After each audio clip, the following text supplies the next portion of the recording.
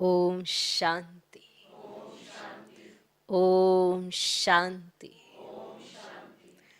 आज की तारीख है 14 अगस्त 2023। साकार महावाक्य। बाबा कहते मीठे बच्चे, कर्म अकर्म विकर्म की गति को ध्यान में रखते हुए इन कर्मेंद्रियों से कोई भी पाप कर्म नहीं करना। दे दान तो छूटे ग्रहण। बाबा कहते मीठे बच्चे, कर्म अकर्म विकर्म की गति को ध्यान में रखते हुए इन कर्मेंद्रियों से कोई भी पाप कर्म नहीं करना। दे दान तो छूटे ग्रहण। आज का प्रश्न, किस बात में ब्रह्मा बाप को फॉलो करने वाले बच्चे भविष्य में तख्त नशीन बनते हैं? किस बात में ब्रह्मा बाप को फॉलो करने वाले बच्चे भविष्य में तख्त नशीन बनते हैं? किस बात में ब्रह्मा बाप को फॉलो करने वाले बच्चे भविष्य में तख्त नशीन बनते हैं? माना ब्रह्मा बाप को किस बात में फॉलो करने वाले? उत्तर, जैसे ब्रह्मा बाप देह सहित पूरा बलि चढ़े, अपना सब कुछ ईश्वर अर्थ बच्चों की सेवा में लगा दिया, डायरेक्ट इंश्योर किया, इसीलिए विश्व की राजाई मिली। ऐसे ही फॉलो फादर सपूत बनने का सर्टिफिकेट लेना है। सपूत बनने का सर्टिफिकेट लेना है। सगे बन तन मन धन से सेवा करनी है। सगे बन तन मन धन से सेवा करनी है। बाप का पूरा मददगार बनना है। बाप का पूरा मददगार बनना है। सब कुछ इंश्योर कर 21 जन्मों की राजाई का हकदार बन सकते हो। सब कुछ इंश्योर कर 21 जन्मों की राजाई का हकदार बन सकते हो।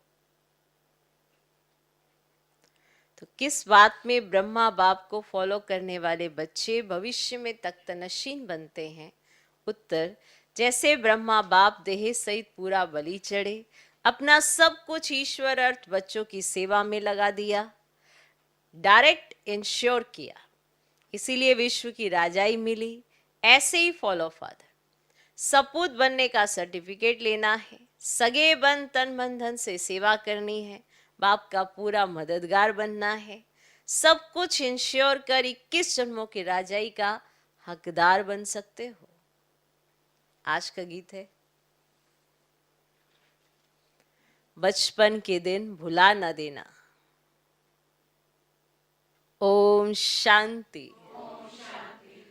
मीठे मीठे बच्चों ने गीत सुना।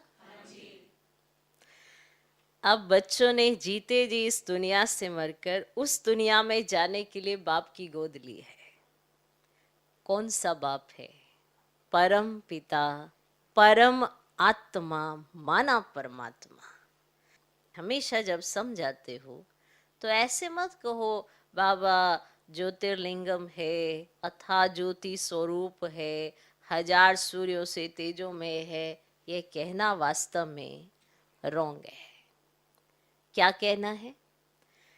परम पिता परमात्मा यानी परम आत्मा सदैव वे परम धाम में रहते हैं। परम अर्थात ऊंचे ते ऊंच, इनकॉर्पोरियल फादर, वह सभी आत्माओं का बाप है। इसीलिए उनको सुप्रीम कहा जाता है। वे जन्म मरण के चक्र में नहीं आते हैं, समझाते हैं बच्चे मैं भी अगर जन्म मरण के चक्र में आऊं तो फिर सबका उद्धार कौन करे? फिर सबका उद्धार कौन करे? मैं ही आकर सभी को दुखों से पार कर ले जाता हूं। दुख हरता और सुख देने वाला मैं हूं, परंतु जानते नहीं हैं। भक्ति मार्ग में गाते रहते हैं ओ परम पिता परमात्मा। जरूर समझते हैं वे फादर है, परंतु हमारा बाप कैसे है, वे क्या चीज है, ये नहीं जानते। मनुष्य जैसा रूप तो है नहीं। ब्रह्मा विष्णु शंकर को भी याद करते हैं, अब वे तो इन आंखों से देखने में आते हैं। और बाकी ये कौन है ना? शिव कौन है? शिव के मंदिर में जाते हैं, परंतु उनको क्यों याद करते हैं, ये नहीं जानते। बाप बैठ समझाते हैं। देवी देवताएं जब वाम मार्ग में आते हैं तो सोमनाथ का मंदिर बनाते हैं। सिर्फ इतना समझते हैं कि शिव बाबा है, परंतु ये नहीं जानते कि वह स्वर्ग का रचयिता है, हमको स्वर्ग का मालिक बनाने वाला है। अगर जानते तो औरों को शिव बाबा की बायोग्राफी बतलाते। ड्रामा में नूंद ही ना जानने की है, जानना अर्थार्थ वर्षा पाना, ना जानना अर्थार्थ वर्षा गंवाना। तो बाप कहते हैं मैं स्वर्ग का रचयिता तुमको सुख देता हूं, पावन बनाता हूं, फिर 5 विकार तुमको पतित बनाते हैं। कलाएं कमती होती जाती हैं, तुम काले हो जाते हो। पहले तुम 16 कला संपूर्ण चंद्रमा थे, पावन थे, अब तुम्हारे को ग्रहण लग गया है। बाबा कहते हैं दे दान तो छूटे ग्रहण। 5 विकारों को ही ग्रहण कहा जाता है, जिससे तुम आत्मा दुखी काली बन पड़ती हो। बाप कहते हैं मैं तुम ब्राह्मणों का बाप हूं। हे ब्राह्मणों, तुम्हारे पास जो ये 5 विकार है ना, ये मुझे दान में दे दो तो ग्रहण छूटे। आज से दान देकर फिर कभी उनसे कुछ नहीं करना। माया के तूफान तो बहुत आएंगे, लेकिन कर्मेंद्रियों से क्रोध आदि करने से पाप हो जाएगा। कर्म अकर्म विकर्म की गति भी तुमको समझाता हूं। तुम्हारा कर्म विकर्म नहीं बनना चाहिए। मैं तुम बच्चों को विकर्माजीत बनाता हूं। ये तो राहु का ग्रहण है, दे दान तो छूटे ग्रहण। बाप कहते हैं मेरे मीठे बच्चे, ये 5 भूतों का दान दो। इसमें पैसे आदि की तो कोई बात ही नहीं, ये तो बाप है, तुम सगे बच्चे हो। बाप को तो सगे बच्चों को मदद करनी ही है। तुम भी तन मन धन से सेवा करते हो, बाप का भी फर्ज है तुम्हारी सेवा करे। बाप कहते हैं ये सब कुछ तुम बच्चों का है। भक्ति मार्ग में तुम भगवान को देते आए हो, परंतु ईश्वर कोई भूखा थोड़ी है, ये तुम इंश्योर करते हो। ईश्वर को देने से ईश्वर फिर दूसरे जन्म में तुमको देंगे, ये इंश्योर करना हुआ ना। दूसरे जन्म में इसका फल मिलता है। ईश्वर है दाता। अभी तुम अपने को इंश्योर करते हो 21 जन्मों के लिए। अब कहा जाता है सन शोज फादर। देखो फादर के पास माना ब्रह्मा बाबा के पास जो कुछ था सब ईश्वर अर्थ बच्चों की सेवा में लगा दिया। शिव बाबा को वारिस बना दिया, तन मन धन सब कुछ दे दिया, तो उनके बदले में फिर अपने पुरुषार्थ से विश्व की बादशाही मिलती है, क्योंकि डायरेक्ट है ना। तो मेरा बनने से 21 जन्म स्वर्ग के मालिक बनते हो। परंतु जितना बलि चढ़ेंगे उतना वर्षा मिलेगा। देह सहित सब कुछ बलि चढ़ाना है। जो मदर फादर को फॉलो करेंगे वही तख्त पर भी बैठेंगे। तो बाप कहते हैं दे दान तो छूटेगा। दान देकर और फिर अगर वापस ले लिया तो दुर्गति को ही पाएंगे। पूरा पुरुषार्थ करना है। पुरुषार्थी स्टूडेंट अच्छी रीति पढ़ते तो नंबर भी लेते हैं। तुम भी पुरुषार्थ कर ऊंचे नंबर लो, इसमें कोई तकलीफ की बात नहीं, सिर्फ पवित्र रहना है। इसके लिए बाबा से बल भी मिलता है, खुशी का पारा भी चढ़ता है। हमको देवता बनना है तो कोई अवगुण नहीं होना चाहिए। हमको देवता बनना है ना, तो कोई अवगुण नहीं होना चाहिए। 16 कला संपूर्ण, संपूर्ण निर्विकारी यहां ही बनना है, तो कोई अवगुण नहीं होना चाहिए। आधा कल्प विकारी बने हो तो माया भी कहती है अभी ये निर्विकारी बनते हैं, हम फिर विकारी बनाती हूं। ये चलती है ना माया की युद्ध।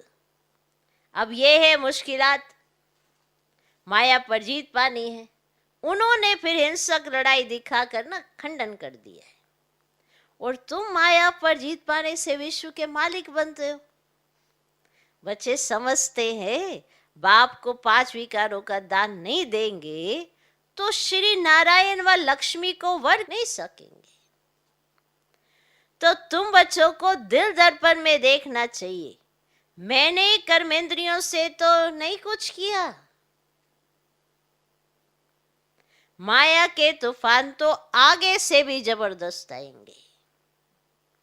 वैद्य लोग दवाई देते तो कहते हैं ना कि पहले वाली बीमारी, पुरानी बीमारी बाहर निकलेगी, इसमें डरना नहीं है, यह तो आएंगे, यह भी सर्जन है। कहते हैं कि तुम मेरे बच्चे बनेंगे तो फिर तुम्हारी खूब रावण से युद्ध होगी। माया खूब वार करने लगेगी, इसलिए तूफान से डरना नहीं है, क्योंकि शक्ति भी तो मिलेगी ना। तो बाप के बने हो तो ये बचपन भूल नहीं जाना। यह है ईश्वरीय बचपन। ईश्वर की गोद में एक बार आए, फिर देवताई गोद में 21 बार जाएंगे। ईश्वरीय जन्म के बाद तुम स्वर्ग में जाते हो। सर्टिफिकेट लेना है, बाबा हम आपका सपूत बच्चा हूं या कपूत, तो बाबा बतला सकते हैं। सपूत भी किस नंबर में हो, क्या खामी है, बाबा बतला सकते हैं। खुद भी समझ सकते हैं कि हम सर्विस नहीं करते तो इतना उच्च पद कैसे पाएंगे। अच्छा, बाबा कहते तुम ये करो, एक हॉस्पिटल अथवा कॉलेज खोल दो। भल तुम इसमें जाना नहीं,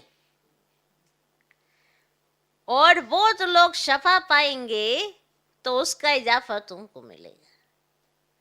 मनुष्य धर्मशाला बनाते हैं इसीलिए कि बहुत आकर विश्राम पाएंगे, तो दूसरे जन्म में उसको अच्छा महल मिलेगा। बाबा के पास बहुत आते हैं, कहते हैं ये हॉस्पिटल खोलो, हम मदद देंगे, बड़ी हॉस्पिटल खोलो।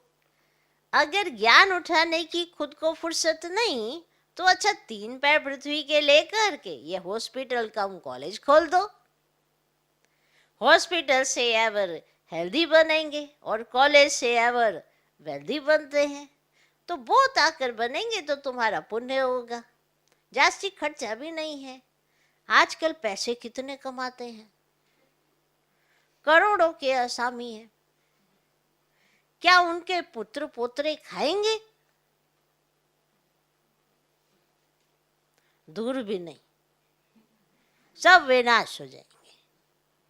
राजाई गरीबों को मिलती है, गरीब निवाज है ना।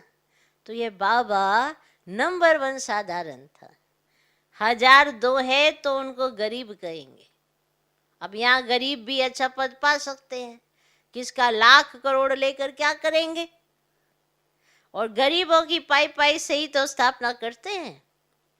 और गांधी को कितना दान देते थे, उसमें कितने मरे, कितनी तकलीफें सहन की, और तुमको तो कोई तकलीफ ही नहीं।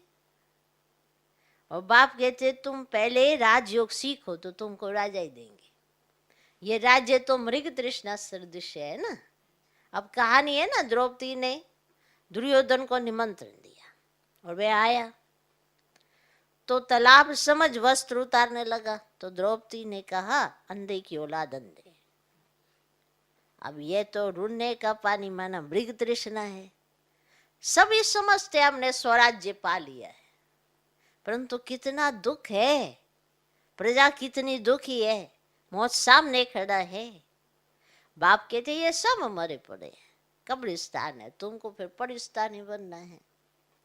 हीरे मोतियों के महल बनाएंगे, यहाँ तो ये पत्थरपुरी है और वहां होगी सोने की, इसलिए तो बाप समझाते हैं तो दे दान तो छुटे ग्रहण, फिर 16 कला संपूर्ण हो जाएंगे। अभी तुम पति तो मनुष्य कितने दुखी हैं, लड़ाई लगती है तो नींद फिट जाती है, आराम ही नहीं आता है, नींद की गोली लेकर नींद करते हैं। तो यह है ही रावण राज्य। अभी दशहरे पर रावण को जलाएंगे, ये अंत तक जलाते रहेंगे जब तक कि विनाश हो, और विनाश के बाद फिर रावण जलेगा ही नहीं। फिर द्वापर के बाद रावण निकालते जलाने के लिए, समझा। फिर द्वापर के बाद फिर रावण निकालेंगे जलाने के लिए। तो साल साल रावण को जलाते हैं, परंतु मरता ही नहीं। साल साल तुम रक्षाबंधन मनाती हो, राखी बांधती हो, फिर अपवित्र बन जाते हैं। और लक्ष्मी नारायण के पास तो कितना था, धन था, कितनी उनों की पूजा होती है। पूजा सिर्फ लक्ष्मी की थोड़ी ही होती है, चतुर्भुज की करते हैं, उसमें दोनों आ जाते हैं। लक्ष्मी के साथ नारायण तो जरूर चाहिए ना, इसीलिए दोनों की पूजा करते हैं। जोड़ी बिगड़ काम कैसे चलेगा। प्रवृत्ति मार्ग है ना, तुम विश्व के मालिक बनते हो। बच्चे पूछते हैं, दिवाली पर सब कहते हैं अगर लक्ष्मी की पूजा नहीं करेंगे तो धन तुम्हारे पास नहीं आएगा। इसलिए बाबा राय देते, बच्चे इसमें भी साक्षी होकर पाठ बजाओ, नहीं तो खिटखिट होगी, है ना। तो माँ लक्ष्मी की पूजा अगर वो दिवाली पर नहीं करेंगे तो फिर उनके घर में खिटपिट हो जाएगी, तो तुम साक्षी होकर पाठ बजाओ ना। तो जैसे बाबा कहते हैं बच्ची की शादी करानी है तो साक्षी होकर पाठ बजाओ, नहीं तो झगड़ा होगा। बच्चियां निर्विकारी नहीं रहना चाहती तो लाचारी हालत में उनकी शादी करा दो।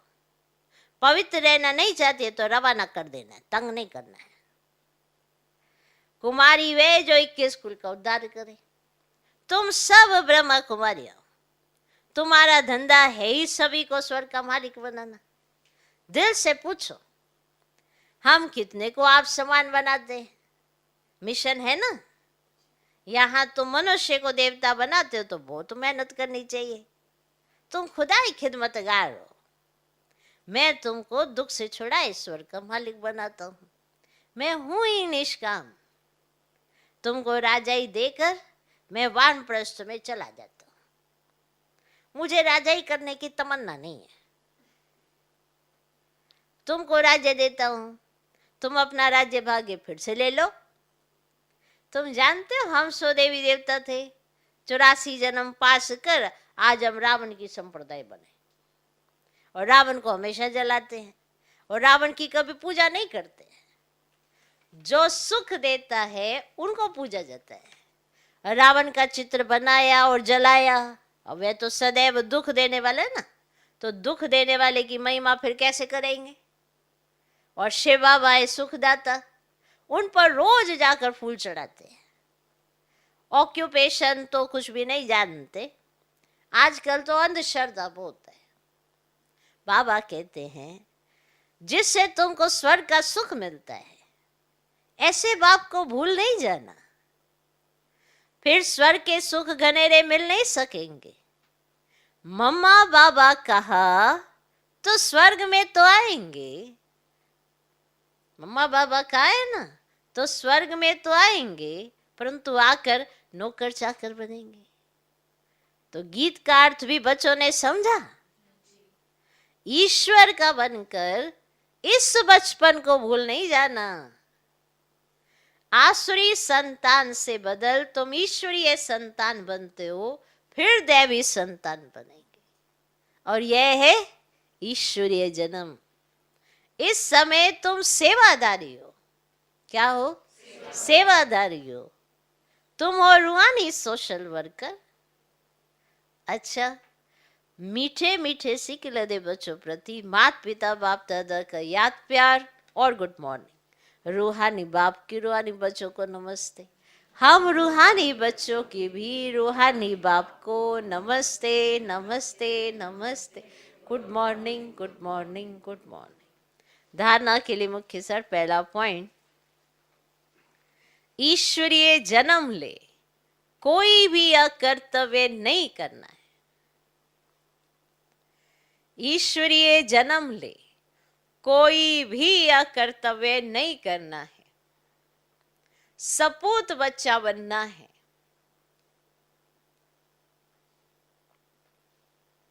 अवगुण निकाल देवताई गुण धारण करने हैं।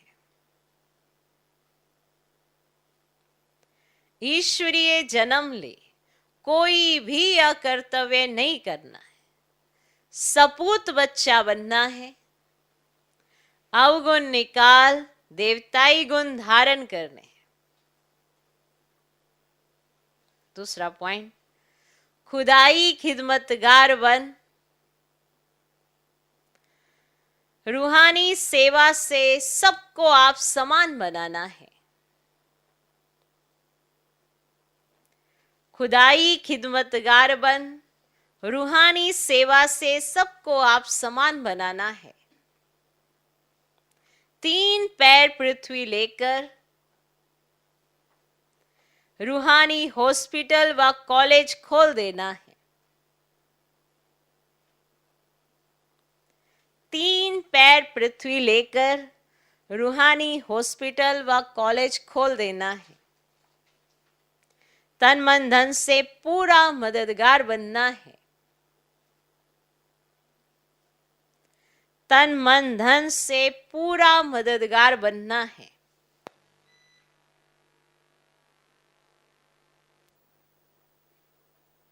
आज का वरदान,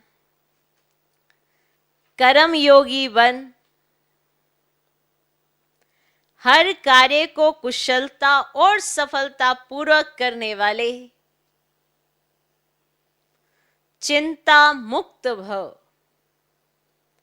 कर्म योगी बन। हर कार्य को कुशलता और सफलता पूर्वक करने वाले चिंता मुक्त भव। कई बच्चों को कमाने की, परिवार को पालने की चिंता रहती है, लेकिन चिंता वाला कभी कमाई में सफल नहीं हो सकता। चिंता को छोड़कर कर्म योगी बन काम करो, तो जहां योग है वहां कोई भी कार्य कुशलता और सफलता पूर्वक संपन्न होगा। अगर चिंता से कमाया हुआ पैसा आएगा भी तो चिंता ही पैदा करेगा। बहुत विशेष पॉइंट है। अगर चिंता से कमाया हुआ पैसा आएगा भी तो चिंता ही पैदा करेगा। और योग युक्त बन। खुशी खुशी से कमाया हुआ पैसा खुशी दिलाएगा। और योग युक्त बन। खुशी खुशी से कमाया हुआ पैसा खुशी दिलाएगा, क्योंकि जैसा बीज होगा वैसा ही फल निकलेगा। आज का स्लोगन, सदा गुण रूपी मोती ग्रहण करने वाले होली हंस बनो। कंकड़ पत्थर लेने वाले नहीं, सदा गुण रूपी मोती ग्रहण करने वाले होली हंस बनो। कंकड़ पत्थर लेने वाले नहीं। तो गुण ग्रहण करना, गुणों को धारण करना, जीवन में उनका साक्षात्कार कराना, गुणों को अपने जीवन में दिखाना, ये है सच्चा होली हंस। पत्थर और कंकड़ का मतलब है दूसरों के अवगुण देखना, जो चीजें दूसरे छोड़ रहे हैं उसको अपने घर में उठा के ले आना, माना बुद्धि में उन सब चीजों को एडॉप्ट कर लेना। तो ये बुद्धि है, क्या रखना है क्या नहीं अपने हाथ में। तो होली हंस हैं तो गुण उठाएंगे, अगर होली अंश नहीं है, बगुले हैं, तो कंकड़ पत्थर उठाएंगे। तो हम क्या है ये हमको दिखाना भी है और देखना भी है कि हमें गुण ही उठाने हैं। तो सदा गुण रूपी मोती ग्रहण करने वाले होली हंस बनो, कंकड़ पत्थर लेने वाले नहीं। ओम शांति।